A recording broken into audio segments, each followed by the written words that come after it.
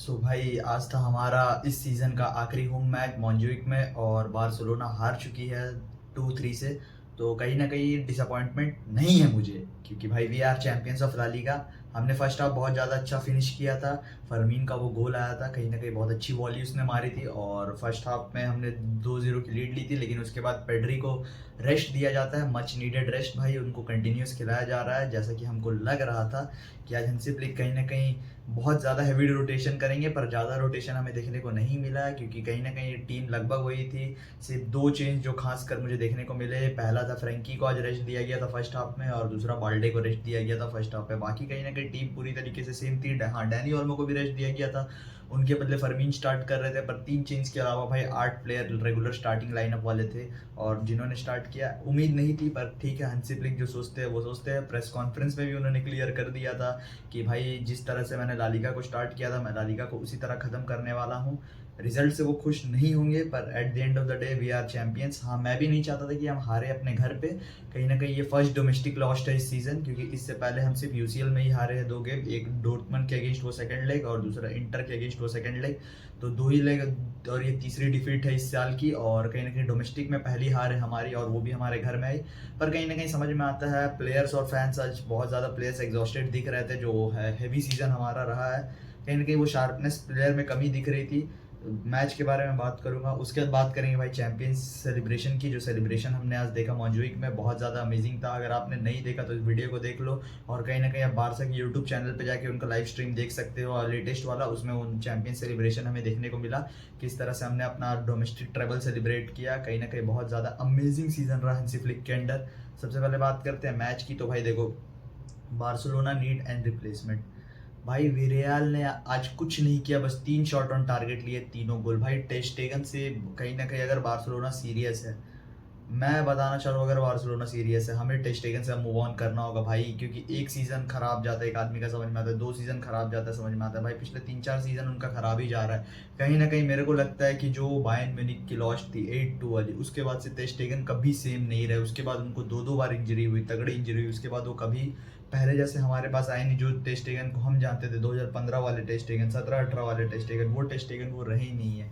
भाई कहीं ना कहीं अगर बार्सिलोना को यूरोप में अपना दबदबा वापस से कायम करना है, we need a top goalkeeper. भाई शेजनी है हमारे पास, लेकिन अब हमें फ्यूचर भी देखना होगा भाई। प्लीज़ भाई जॉन लपोटा, अगर ये वीडियो देख रहे हैं, प्लीज़ भाई आप जाइए, एक यंग गोलकीपर लाइए, एक फ्यूचर के लिए गोलकीपर लेके आइए। क्योंकि शेजनी से हम, अगर शेजनी रिन्यू करते हैं, तो उन्होंने भी इंटरव्यू में कहा कि मैं अगले सीजन में बैकअप ही रहूँगा कहीं ना कहीं। तो मैं नहीं चाहता कि शेजनी कहीं ना कहीं बैकअप रहे, स्टार्टिंग लाइनअप में डालो भाई। उन्होंने सिर्फ 3 शॉट लिया आज हमारे अगेंस्ट, तीनों गोल। भाई क्या हो सकता है, मतलब पहला गोल तो चलो ठीक है, समझ में आता है, हमारी हाई लाइन फिर से एक्सपोज हो गई और वो हमने गोल खा लिया।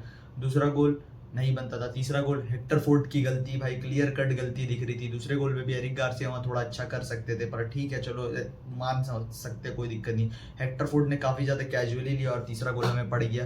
तो भाई बहुत ज़्यादा कहीं ना कहीं ख़राब परफॉर्मेंस रही है हेक्टर फोर्ड की। और भाई टेर स्टेगन भाई, मतलब वापस आने के बाद अब ना, मतलब बार्सिलोना फैंस सेलिब्रेट कर रहे थे कि भाई टेर स्टेगन हमारे यूसीएल में स्टार्ट नहीं कर रहा। और हंसी फ्लिक का बहुत बोल्ड और अच्छा डिसीजन है, पर हम यूसीएल में खैर आगे जा ना सके। लेकिन भाई अगर ऐसे ही रहा, 3 शॉट ऑन टारगेट, तीनों गोल, मतलब भाई कैसे चलेगा, कैसे चलेगा। यूरोप में भाई सब देख रहे हैं भाई, शॉट ऑन टारगेट बार्सिलोना के अगेंस्ट लेना है और वो गोल हो ही जाता है कहीं ना कहीं। अगर बार्सिलोना के अगेंस्ट 10 शॉट ऑन टारगेट है तो 8 या 9 गोल हो जा रहे हैं। भाई कैसे चलेगा, आज 3 शॉट ऑन टारगेट, तीनों गोल। तो भाई समझ नहीं आ रहा है कि भाई क्या चल रहा है। टेस्टेगन का सीजन फिर खराब जा रहा है। क्यों नहीं बार्सिलोना उसे इतनी बैकअप बैकअप कहीं ना कहीं दे रही, इतना भी नहीं देना चाहिए किसी प्लेयर को सपोर्ट। शेजनी थे हमारे पास इस सीज़न, उन्होंने कहीं ना कहीं हमें बहुत मौक़ों पे बेल आउट किया, कहीं ना कहीं बहुत मौक़ों पे उन्होंने एरर किया। लेकिन भाई उनकी शॉर्ट स्टॉपिंग जो बहुत ज़्यादा ज़बरदस्त है, एक्यूरेट है, कहीं ना कहीं बहुत अच्छी है। इसके कारण हम इस सीज़न बच गए और हमने डोमेस्टिक ट्रेवल कंप्लीट किया।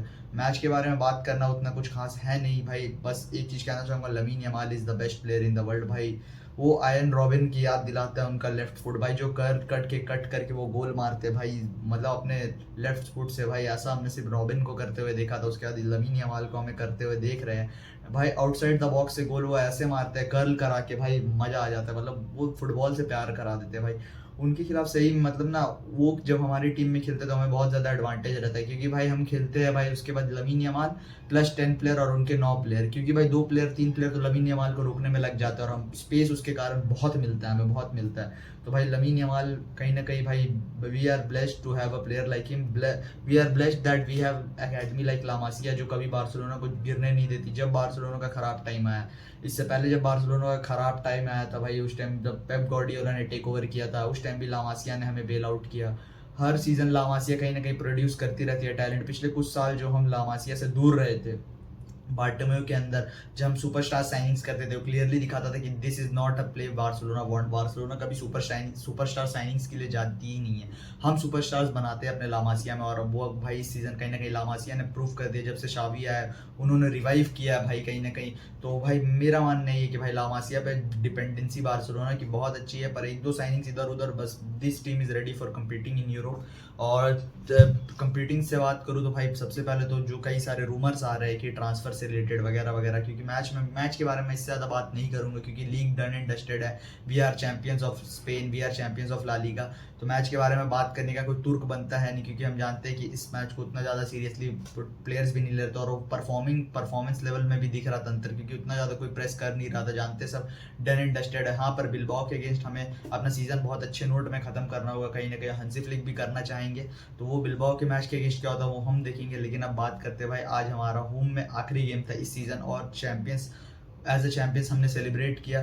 तो सबसे पहले बात करते हैं भाई कुछ इधर उधर टीम्स में फेरबदलाव की। तो बहुत सारे रूमर्स आ रहे हैं कि कई सारे प्लेयर्स जाएंगे, उसके कई सारे प्लेयर्स आएंगे, लेकिन मेरा मानना ये है कि अगर कोई किसी को जाए चाहे ना जाए, भाई मेरे हिसाब से भाई we need a winger, we need a goalkeeper. भाई डेफिनेटली ये दो स्पॉट में तो भाई मेरे हम लोग को अपग्रेड चाहिए ही चाहिए, क्योंकि भाई देखो सीधा सीधी बात है, Lamine Yamal is the best player in the world, no doubt भाई, पर मैं नहीं चाहता कि उनके साथ भी वो सिचुएशन हो जाए जो पेड्री के साथ हुई है। ठीक है, पिछले 2-3 सालों में जब हमने देखा कि पेड्री का पहला सीजन अमेजिंग था, जो बार्सिलोना का ब्रेकआउट सीजन में उन्होंने किया था, लगभग हर गेम वो खेले थे बार्सिलोना का, हर गेम, चाहे वो चैंपियंस लीग हो, डोमेस्टिक हो, ला लीगा हो, हर गेम उन्होंने स्टार्ट किया था, हर गेम। और इसके कारण हमने देखा कि उनका 2-3 साल कहीं ना कहीं खराब हुआ, और उसके बाद वो सेम नहीं रहे। ठीक है, उसके बाद बात करें अंसु फाती की, अंसु फाती ने कहीं ना कहीं यूथ अकेडमी में सारे गोल स्कोरिंग रिकॉर्ड तोड़े। उसके बाद वो फर्स्ट टीम में तो लगा कि हाँ भाई हमें नेमार का रिप्लेसमेंट मिल चुका है, ये बहुत अच्छे प्लेयर होंगे, पर एसीएल इंजरी ने उनका करियर कहीं ना कहीं खराब कर दिया। अभी भी he is too young, but भाई उनसे मूव ऑन करने का हम टाइम आ चुका है, अब भाई उनसे मूव ऑन हमें करना होगा। तो इसी तरह हम नहीं चाहते कि लमीन यमाल के साथ ऐसा कुछ हो। भाई he is the greatest talent since Lionel Messi मेरे नज़र में, भाई जो लामासिया ने प्रोड्यूस किया, लियोनल मेसी के बाद ग्रेटेस्ट टैलेंट है भाई ये। और कहीं ना कहीं इनको भाई कहीं ना कहीं हमें रेस्ट देना होगा, इनकी गेम टाइम को मैनेज करना होगा। इस हंसी फ्लिक से अच्छा कोई नहीं जानता है कि कैसे लमीन यमाल के गेम टाइम को हमें मैनेज करना चाहिए, पर भाई मैनेज करने के लिए हंसी फ्लिक को टूल देंगे। भाई we definitely need a winger signing, specially on left spot, ताकि अगर लमीन को जब हमें रेस्ट देना हो तो हम रफीनिया को राइट शिफ्ट कर दे, और इसी तरह रफीनिया के भी कुछ मिनट्स मैनेज हो जाएंगे कहीं ना कहीं। और लेफ्ट विंगर के लिए भाई कई सारे ऑप्शन मैं सुन रहा था मार्केट में, कोई और राफेल लियाओ, कोई और निको विलियम्स, भाई दोनों बहुत अच्छे ऑप्शन है, जो मिल जाए ले लो, पर मैं ज़्यादा प्रेफर करूंगा निको विलियम्स को, क्योंकि भाई राफेल लियाओ का मैंने देखा था मैच, भाई वो उतना उनका थोड़ा वो डिसिप्लिन में नहीं रहते, डिसिप्लिन इशू उनके साथ होता है, और हंसी फ्लिक एकदम बर्दाश्त नहीं करेंगे। दूसरी तरफ लमीन यमाल और निको विलियम्स की केमिस्ट्री स्पेन के लिए हमने देखी, बहुत ज़्यादा ज़बरदस्त है। निको विलियम्स कहीं ना कहीं फ्यूचर बहुत उनका ब्राइट है, और कहीं ना कहीं राफेल लियाओ से हमें सस्ते प्राइस में वो मिल सकते हैं निको विलियम्स। तो कहीं ना कहीं if Barcelona go for Nico Williams मेरे लिए बहुत ज़्यादा अच्छा रहेगा, और कहीं ना कहीं टीम के लिए बहुत ज़्यादा अच्छा रहेगा। और कहीं ना कहीं जब स्पेन अच्छा खेली है, जब बार्सिलोना अच्छा खेली है, तब स्पेन अच्छा खेली है, और स्पेन अभी अच्छा खेल रही है, तो भाई इसका कारण कहीं ना कहीं बार्सिलोना ही है, बार्सिलोना के प्लेयर्स। और हमें अब यूरोप को डोमिनेट करना है अगले सीजन से, क्योंकि देखो भाई इस सीज़न हमने बोल दिया कि we are on a transition period, हम ट्रांजिशन पीरियड में थे कहीं ना कहीं, और उसके बाद फिर अब कह सकते हैं कि फाइनेंशियल इशू था ये, लेकिन अब हम नहीं कह सकते ये टीम, क्योंकि भाई इस टीम ने यूरोप को दहलाया है, यूरोप को डराया है, और कहीं ना कहीं इस सीज़न हमने देखा है कि भाई कैसे हमने परफॉर्म किया। तो भाई अब हमारे पास कोई एक्सक्यूज़ नहीं रहेगा, अब अगला सीज़न हमें जाना ही होगा all out for that UCL trophy. तो उसके लिए भाई हंसी फ्लिक को टूल्स देने होंगे। मैं जानता हूँ लपोर्टा ने कहा है कि हम 1:1 के बहुत ज़्यादा शॉर्टर थिनर लाइन पे है, पर भाई कहीं ना कहीं एक दो साइनिंग हंसी फ्लिक को देनी होगी, और कहीं ना कहीं हम यूसीएल के सेमीफाइनल तक गए हैं तो अच्छे खासे पैसे हमें मिलेंगे। ला लीगा जीता, हमने डोमेस्टिक ट्रैवल कंप्लीट किया तो रेवेन्यू ऑब्वियसली जनरेट होंगे। और सितंबर या अक्टूबर से रिपोर्ट आ रही है कि कैंप नू भी हमारा खुल जाएगा, स्पॉटिफाई कैंप नू, तो भाई कहीं ना कहीं हमारा रेवेन्यू जनरेट ऑटोमेटिकली होगा। तो भाई कहीं ना कहीं साइनिंग्स हमें देनी होगी हंसी फ्लिक को, विंगर एक स्पॉट दो, और भाई गोलकीपर में तो हमें अपग्रेड चाहिए, आज देख लिया सबने। और कहीं ना कहीं इस सीजन हमने देख लिया कि अगर आपके पास एक वर्ल्ड क्लास शॉट स्टॉपर हो तो आप क्या कर सकते हैं, सेजनी ने दिखाया, ठीक है। और ter Stegen ने भी आज दिखा दिया कि क्यों उनको रिप्लेस करना जरूरी है, 3 शॉट 3 गोल। उसके बाद बात करें कुछ प्लेयरों की, तो भाई कहीं ना कहीं ये ब्रेकआउट सीजन रहा बहुत सारे प्लेयरों के लिए, ठीक है। लमीन यमाल ऑब्वियसली बात करेंगे because he is the best player in the world, चाहे कोई कुछ भी बोले, बहुत जन लोग बोलेंगे डिम्बेले है, फिर ठीक है कोई किसी के लिए एम्बापे है, और किसी के लिए कहीं ना कहीं रफीनिया है, रफीनिया मेरे लिए भी है, but lamin Yamal is the best because भाई वो गेम को डिक्टेट कर देता है बंदा, भाई वो जिस तरह के पासिस निकालता है, इससे पहले आपने किसको देखा 17 साल में ऐसा करते हो, किसी को नहीं देखा। इवन लियोनल मेसी 17 साल में भाई इतने हाइप नहीं बना पाए थे, लियोनल मेसी ने भी इतना हाइप नहीं बनाया था। और कहीं ना कहीं 41 या फिर शायद 42 गोल कंट्रीब्यूशन है उनका इस सीजन। आप समझ सकते हैं भाई हर गेम हर बड़े मैच में लमीन यमाल थे।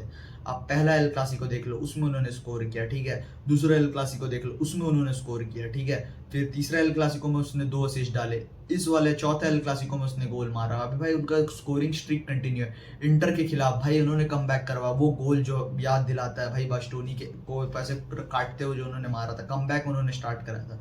भाई दिखता है Lamine Yamal is the boy, he is the best player in the world. और ऐसा नहीं कि उन्होंने कोई ऐसे छोटे मोटे के सामने किया, वन ऑफ द बेस्ट डिफेंडरों के सामने उन्होंने किया है। तो भाई लमीन यमाल का तो ये ब्रेकआउट सीजन था, ये बहुत तगड़ा था। पेड्री दिखा दिया कि जब वो फिट रहते तो he is the best midfielder in the world, कोई तोड़ नहीं है। और भाई रफीनिया मेरा भाई एमसी स्टैन का ब्रेकआउट सीजन रहा, कहीं ना कहीं नेमार जूनियर के बाद, ठीक है। नेमार जूनियर, बहुत लोग बोलेंगे विनीसियस का सीजन अच्छा था, देखो विनीसियस ने यूसीएल जिताया था तो उनका सीजन अच्छा रहेगा ही। कहीं ना कहीं अगर रफीनिया यूसीएल जिता देते तो बैलन डी'ओर वो जीत ही जाते, श्योर शॉट था। अगर यूसीएल बार्सिलोना जीतती तो रफीनिया को भी मिलता बैलन डी'ओर। अभी बैलन डी'ओर के शॉट्स थोड़े आगे पीछे हो गए, लमीन यमाल अभी सुनने में आया कि 1 पे चल रहा है फेवरेट्स में, दूसरे नंबर पे डेम्बेले, तीसरे में रफीनिया है, ठीक है। नेमार जूनियर के बाद फ्रॉम द पॉइंट ऑफ, मतलब आजकल के जो फुटबॉल फैंस है जो बोलते हैं नंबर्स दिखाओ, तो भाई नंबर्स में रफीनिया ने नेमार को असिस्ट में बीट कर दिया, गोल में बीट नहीं कर पाए शायद, मेरे if I am not wrong 36-37 goals है रफीनिया का, और 23-24 असिस्ट है। और नेमार का बेस्ट सीजन जो था उसमें उन्होंने 21 असिस्ट और 39 गोल्स दागे, तो आप समझ सकते हो कितने पास है, कहीं ना कहीं असिस्ट में तो नेमार को बीट कर दिया। तो भाई नंबर पॉइंट ऑफ व्यू से भी रफीनिया इज देयर, ठीक है। लेवेंडोस्की पिछले सीजन जो स्क्रैप यार्ड लग रहे थे कि नहीं इनसे नहीं हो पाएगा, इनकी एज हो गई है, उन्होंने इस सीजन 40 गोल से ज़्यादा मारे भाई, तो आप समझ सकते हैं उनका भी कितना अच्छा सीजन किया है, ठीक है।